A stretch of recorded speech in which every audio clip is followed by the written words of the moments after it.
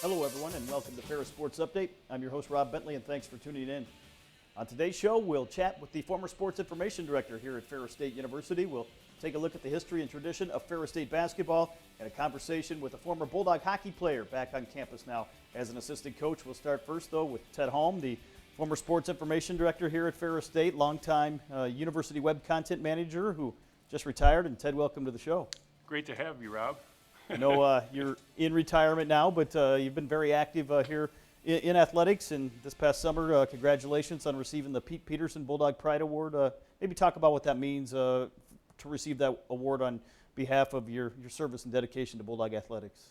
Oh, it meant a ton to me. I had a 41-year career here. I brought some cue cards because I've got a lot of memories, and it's hard to distill everything down to just a few minutes. But the Pete Peterson Award was kind of a capper for my career. I came here as a sports information assistant in 1979, and I actually knew Pete Peterson. He was the GLIAC commissioner at the time and held a little office over in Old Wink Arena with Hawk Taylor, a good buddy of mine, as the league SID, and Bill Taylor himself, a former SID here. So we've had quite a lineage through the years as it went from Tim Pendel to myself, to Joe Gorby, and then to yourself. So great tradition here. Pete was a super guy. Really the GLIAC in the beginning, you can thank Pete Peterson for getting this league off the ground and making it into the great conference today. And then to share that award with so many other recipients, including yourself and a former student of mine, Stan Gustafson, was a great honor. Obviously, I know you've been active and involved in athletics even after leaving the post of Sports Information Director, involved with the Hall of Fame Committee as the historian. Maybe talk about your role with the Hall of Fame. Yeah, the Hall of Fame Committee, started off as an idea. Dean Davenport and myself and several others. That early committee that launched the Hall of Fame here. Bill Taylor, as I mentioned, Bob Leach, Karma Burcham was on that.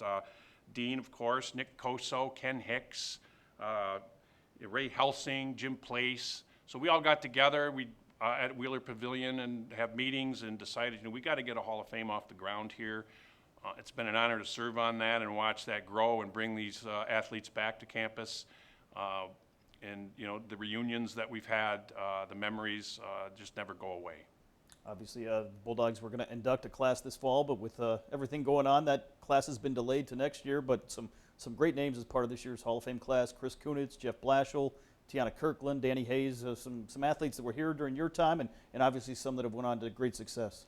Oh yeah, and then you've got Lucy DeMartin as well as from basketball, and Karma Burcham. We're giving the Special Service Award to her, which the Hall of Fame committee decided we need to honor some folks that are behind the scenes at this university. And Karma for years was the registrar and was in charge of NCAA eligibility, and she did a job like no other. There was just a tremendous amount of honesty and integrity on her part. So a great honor. I'm going to continue on to the committee as an emeritus, and I look forward to the event next year, and I'm really hoping that we can bring it back to campus. I know, obviously, as the Sports Information Director here at Ferris State, I know you've got a ton of great memories and great people that you worked with during your time as the SID. Yes, I'm kind of like, they talk about the Ferris opportunity story for the students here. I didn't go to school here. I went to Michigan State, but Ferris gave me the opportunity. I came in as an administrative intern in 1979, 25 years old, kind of scared, came up here. But Ferris gave me this great opportunity. When they added Division I hockey, they figured Tim Pendel was the SID. They need a little more help, so they brought me up, and I had been working with the Michigan State hockey team as a part-time writer for the Lansing State Journal, so it was a great fit for me. And when I got up here, I met people like Nick Coso and Ray Helsing and Judd Folsky, who welcomed me. Dan Lay, a young wrestling coach, Jim Miller. These guys, really kind of rolled out the carpet for me and made me feel at home in Big Rapids. And a guy like Nick Coso would just make you feel important no matter where you were on the ladder. And I was just an assistant SID, and Nick was great and kind of a mentor. I named my son after him, and the whole thing has been kind of like a big family. My kids both went to school here. Nick got a degree in teaching. He's teaching at Chip Hills now. Played 5 years of club baseball. My daughter just got her master's degree in social work. So the Holm family, found a home in Big Rapids, and we have nothing but great memories of Ferris. I know there were some great teams, great athletes that were around when you were the SID. Maybe talk about some of those teams. I know basketball obviously had a ton of success under Jim Wink, Tom Ludwig. You go to football in the early '90s, which had a great run among some of the other teams. Yeah, I think back, and I just think we have so many great teams, and I'm thinking of some of the great coaches that we had here. Keith Otterbein kind of stands out. He was a young guy when he was hired coach. I think he was only 28 when he was hired as head coach here. We went on into the 90s, and we had a streak of 42 games without a loss, and kind of started the great tradition that Tony Annese has continued here in football. Tom Ludwig and Jim Wink in basketball, I mean, you just don't get any better than that. Jim Wink, it was called the Wizard of West Michigan. He was kind of a John Wooden type of guy. Didn't use a whistle in practice, but a winner.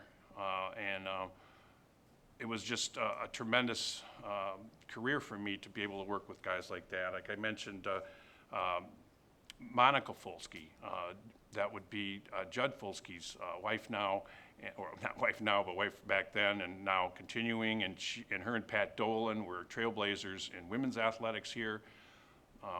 Ferris, in fact, when we started women's athletics up in the early '80s, and really made some great strides in women's sports here as well. And one thing, as sports information director, you'll agree with me on this, I hope.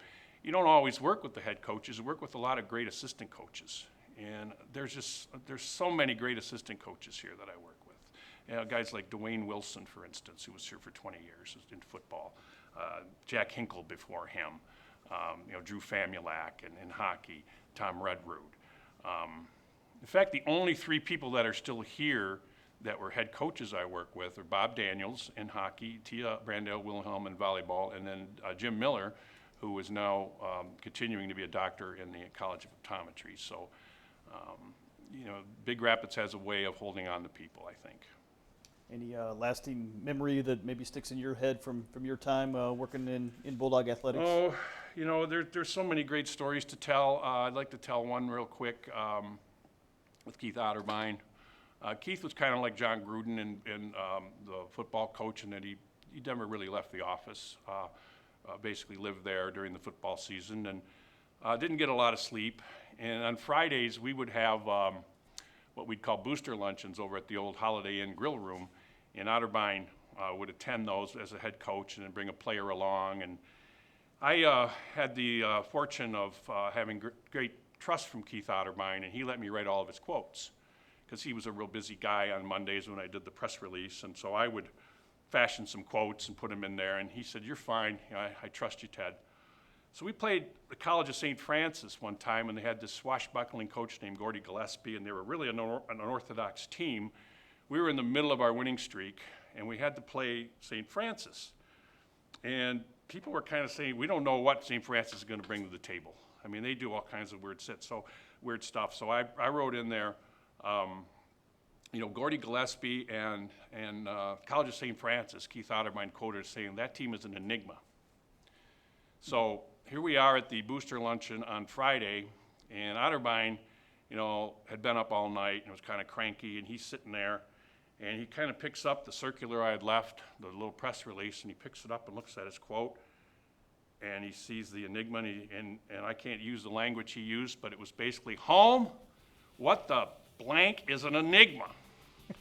And I just kind of took it and said, well, I don't know. I just thought I'd use that word. And he's looking at me like, "What are you doing?" So we play them the next day, Saturday. They get ahead of us 10-0. It's a horrific nightmare. Jerry Prize, a tight end from down Saugatuck Way, ends up catching a couple big passes. We pull the game out of the fire at the end, and we win it. And it was a real sweatshop. I mean, everybody was just going, "God, our streak's going to go down, and we're going to lose to St. Francis." And they were all fired up. So after the game, everybody's exhausted, and we're up in the press box, and Keith comes up for his interview, and they sit down, and they look at Keith and the TV stations, and they go, "Keith, what about that game today? What about that St. Francis team?" And he looks up at the camera, and he goes, "Yeah, they're an enigma."